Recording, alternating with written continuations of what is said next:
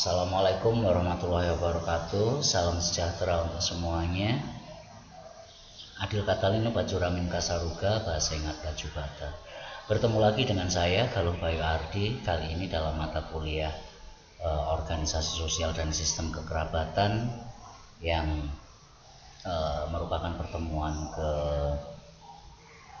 ketiga.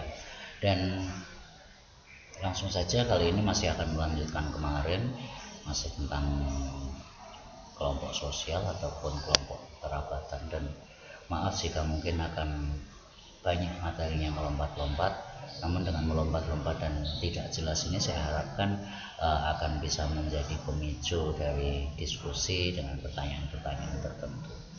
Oke, langsung saja kita pada slide berikutnya. Oke, sebagaimana telah dijelaskan pada pertemuan-pertemuan yang lalu, bahwa organisasi sosial dan kekerabatan ini memang beberapa diantaranya overlap dan banyak sekali jenisnya, banyak sekali variasinya. Seperti misalnya di sini saya ulas kelompok kekerabatan sebagai satuan sosial atau kelompok-kelompok di mana isinya adalah orang-orang atau pribadi-pribadi yang memiliki hubungan darah, hubungan perkawinan, ataupun juga mungkin hubungan persaudaraan, dan juga anak-anak adopsi di sini, karena kelompok kerabat itu bisa. Sementara kalau kelompok keturunan ini sudah jelas kriteria keanggotaannya adalah masalah keturunan, walaupun kadang-kadang ada yang kabur seperti kemarin misalnya lineage, patron klien dan lain sebagainya. Dan ini kembali kita pada terdapat hubungannya pada kaitannya dengan prinsip yang mendasari dari segala peran, status atau fungsinya, dan juga statusnya dalam sebuah kelompok tersebut. Ini ada beberapa prinsip di sini. Nah, jadi di sini ada prinsip-prinsip bahwa mana sih sebetulnya yang peran yang kadang-kadang bisa dikatakan mana yang diutamakan, atau mana yang berhak, mana yang tidak berhak, atau mana yang lebih berhak, mana yang ini. Pertama adalah unilineal atau istilahnya dokodesum. Ini bisa merupakan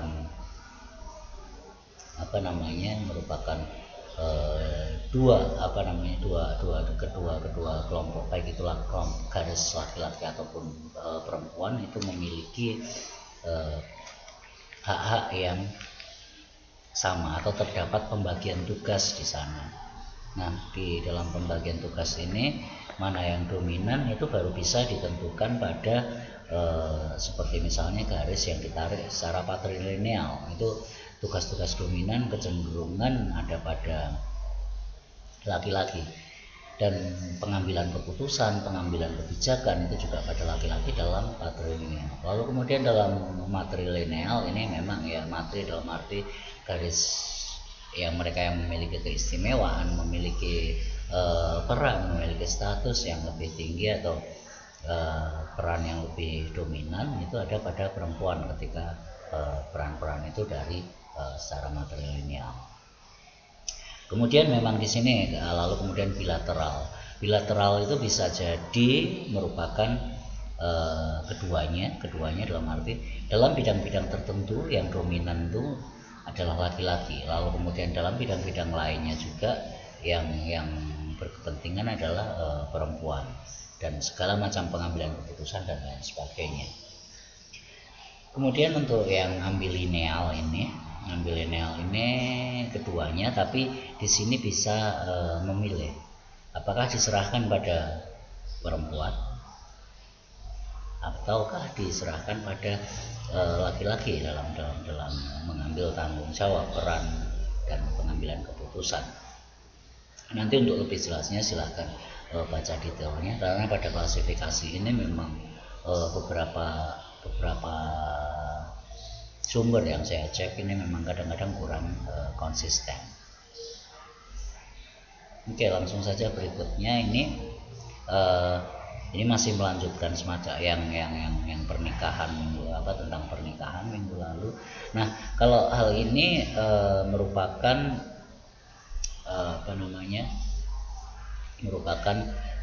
berhubungan dengan keluarga yang baru saja menikah atau orang yang baru saja menikah, itu apakah ditentukan tempat tinggalnya setelah perkawinannya itu ditentukan seperti apa. Ketika patrilokal, mereka akan tinggal bersama atau dekat dengan keluarga suami, sementara kalau matrilokal akan cenderung dekat dengan satu kompleks wilayah gitu, atau tempat tinggalnya sama dengan mengikuti yang tempat tinggal asal istri. Kemudian yang neolokal di sini merupakan ketika pernikahan itu memilih tempat baru yang tidak di tempat orang tua pihak suami ataupun orang tua pihak istri.